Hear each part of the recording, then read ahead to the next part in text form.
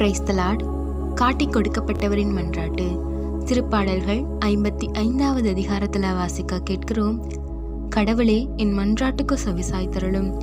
நான் முறையிடும் வேளையில் உம்மை மறைத்துக் கொள்ளாதேயும். என் விண்ணப்பத்தை கேட்டு மறுமொழி தாரும். என் கவலைகள் என் மன அமைதியை குலைத்துவிட்டன.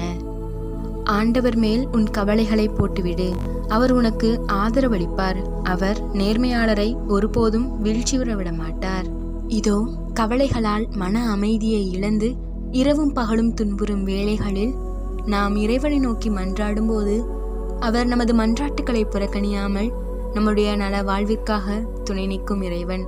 அவரது வார்த்தைகளை உள்ளத்தில் தியானித்து அதன்படி வாழ்வோருக்காக என்றென்றும் அவர் துணை செய்கிறார்.